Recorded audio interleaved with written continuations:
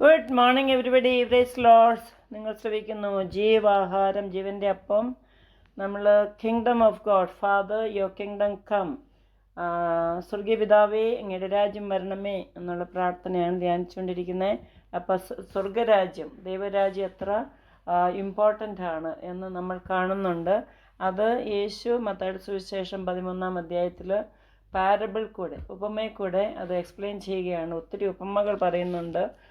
Wherever Jesus went, he was giving importance to the preaching of the kingdom of God. നമ്മളും അങ്ങനെയാണ്.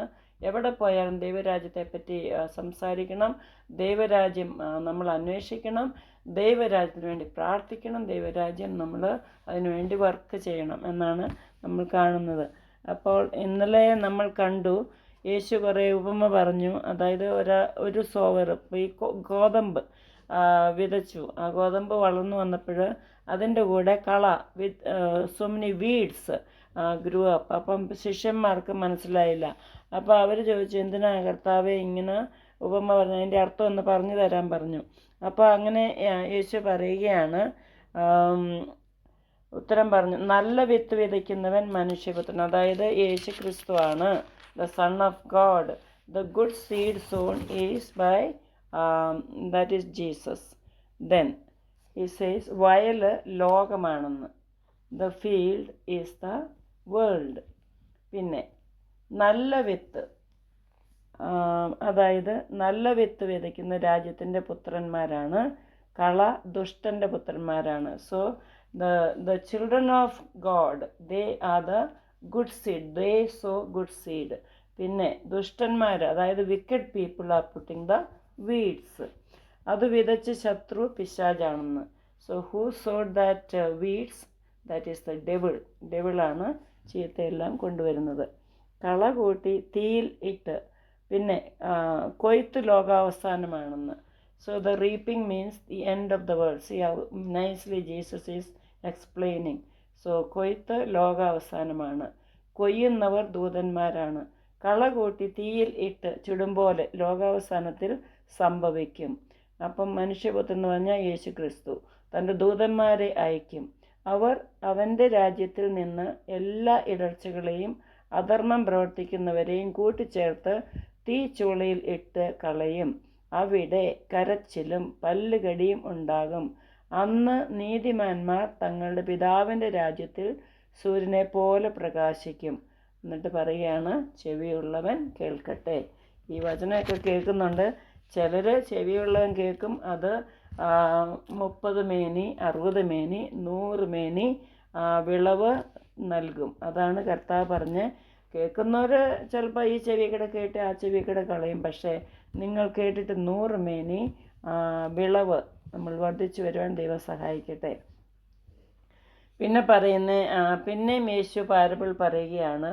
അപ്പോൾ കർത്താവ് പറഞ്ഞത്, he was explaining so beautiful that the servants, when the grain had sprouted and produced a crop, then the tares also appeared എന്ന് പറഞ്ഞു. അപ്പം യേശു പറയുകയാണ്, let both grow together until the harvest. At the time of the harvest I will say to the reapers, first gather the tares and bind them in bundles and burn them, then gather the wheat into the barn. അങ്ങനെ യേശു പറഞ്ഞു. അന്നേരം യേശുവിനോട് അവർ ചോദിച്ചു, ഇതിൻ്റെ അർത്ഥം എന്താണെന്ന്. അപ്പോൾ യേശു അങ്ങനെ ഇതാണ് എക്സ്പ്ലെയിൻ ചെയ്തത്. അപ്പോൾ എന്ത് നല്ലപോലെയാണ് കർത്താവ് ഇത് എക്സ്പ്ലെയിൻ ചെയ്യുന്നതെന്ന് കണ്ടോ.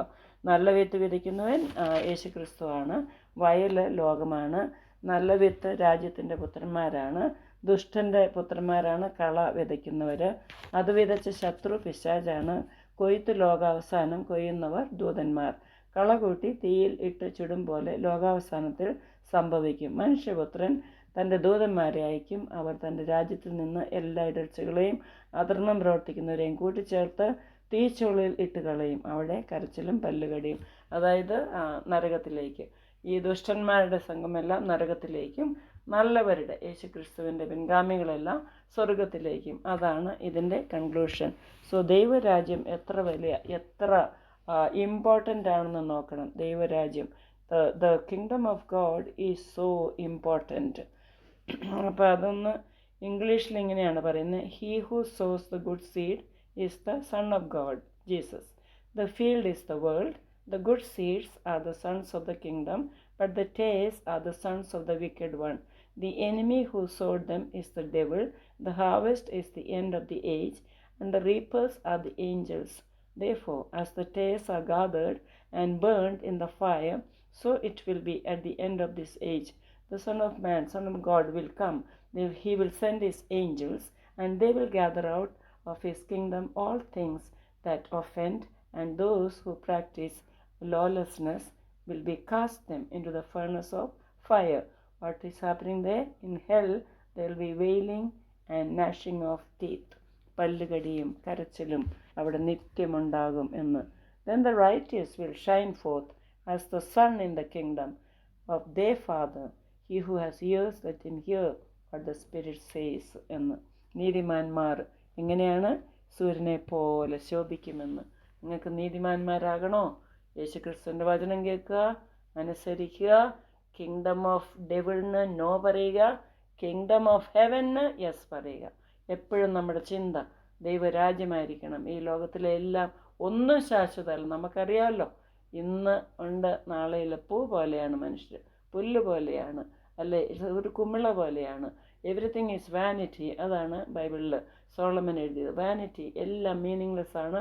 ഈ ലോകത്തിലുള്ളതെല്ലാം, സൂര്യൻ്റെ കീഴേ ഉള്ളതെല്ലാം വാനിറ്റി, വർത്ത്ലെസ്, മീനിങ്ലെസ് ആണ്. നമുക്കതറിയാം, നമുക്കത് പ്രാക്ടീസ് ഉണ്ട്. പക്ഷേ നിങ്ങൾ ശാശ്വതമായ ഒന്നിനെക്കുറിച്ച് നമ്മൾ ചിന്തിക്കണം. അതിനുവേണ്ടി നമ്മൾ പ്രയത്നിക്കണം, പ്രവർത്തിക്കണം. നമുക്ക് എങ്ങനെയെങ്കിലും സ്വർഗരാജ്യത്തിലെത്തണം. സ്വർഗരാജ്യം ഇപ്പോൾ നമ്മൾ അത് വിസ്തരിക്കാൻ വേണ്ടിയാണ്. അതിനുവേണ്ടി പ്രാർത്ഥിക്കുക. ദൈവമേ, അങ്ങയുടെ രാജ്യം വരണമേ, പ്രവർത്തിക്കുക, അന്വേഷിക്കുക. അതാണ് ദൈവം നമ്മളോട് സംസാരിക്കുന്നത്. എല്ലാവരെയും അനുഗ്രഹിക്കട്ടെ. അപ്രകാരം ചെയ്യാൻ ഓരോരുത്തരെയും കർത്താവ് സഹായിക്കട്ടെ.